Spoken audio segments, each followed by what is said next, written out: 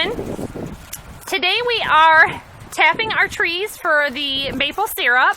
We are having freezing nights and above freezing temperatures during the day for about a 10-day forecast. And I actually could have tapped these yesterday morning or the night before, and they would have been running. So I'm kind of a day behind on this, but as luck would have it, my pig is going into heat, so we're working on that at the same time.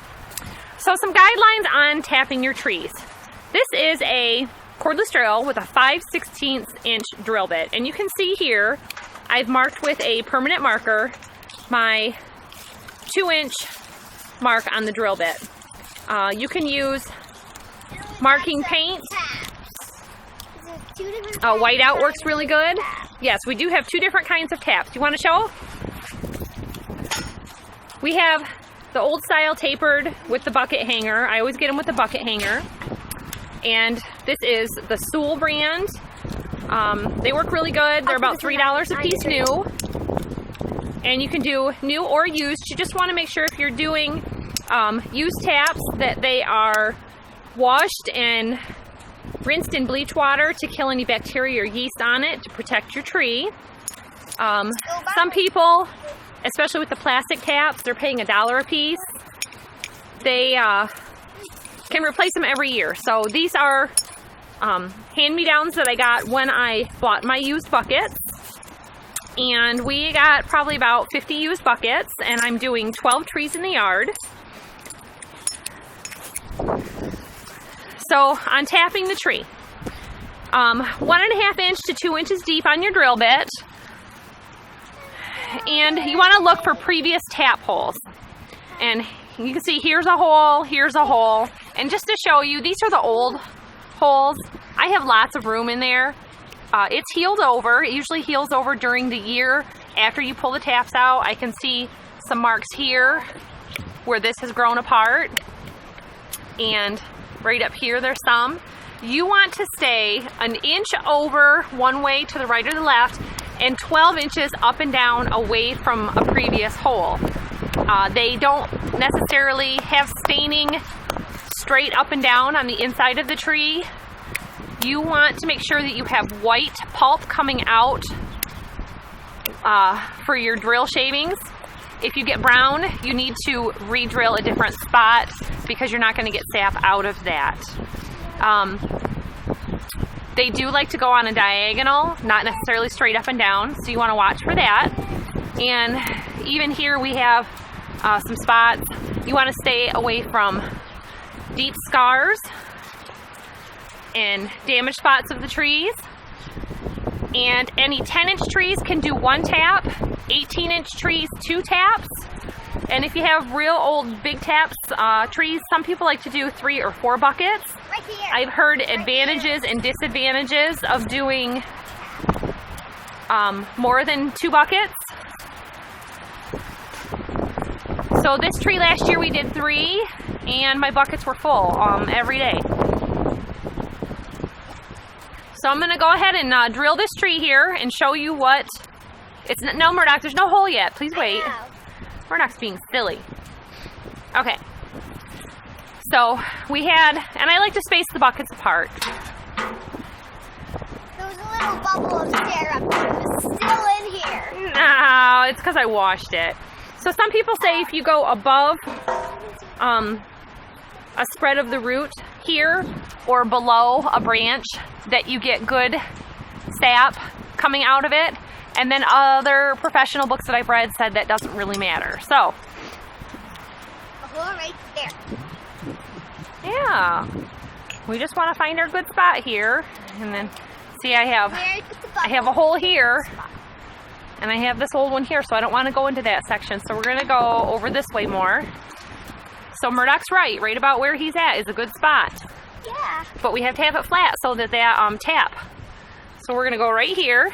Okay. And you can, some people say straight in so that you get a good vacuum with no breaks, and some people say slightly up. Good.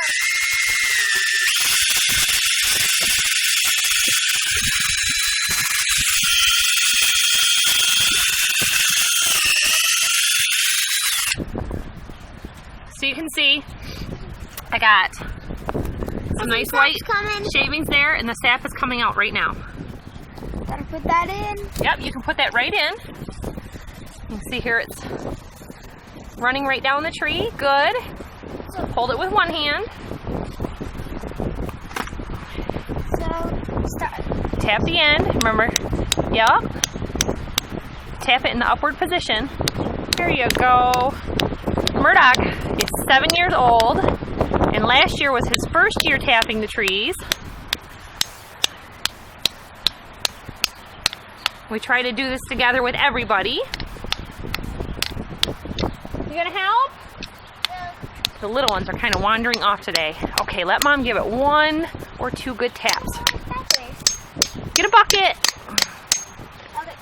Okay, so tapping is, you could possibly hear the difference in that. I'll show you on one more. When you're getting kind of a hollow sound, you're not quite in all the way. Once you get that solid thud, you've tapped it in far enough.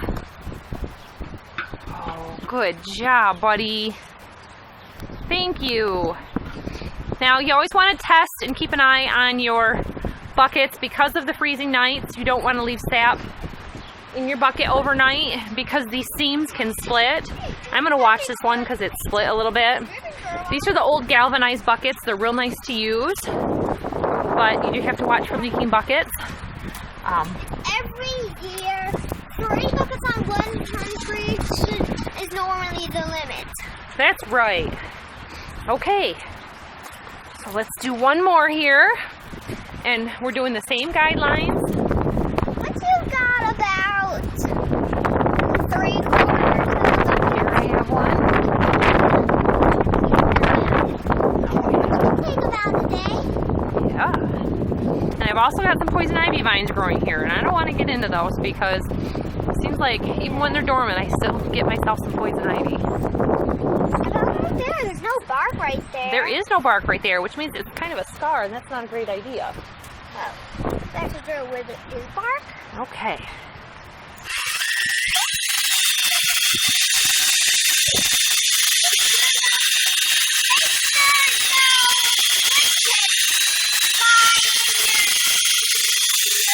Guys, Okay. you don't have to wear safety goggles, but you... Oh, Here, use this one.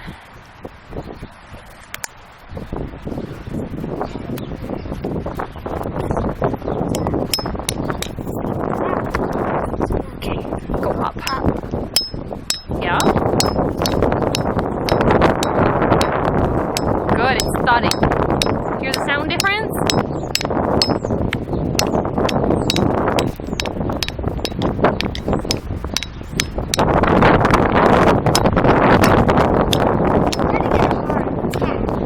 You gotta aim.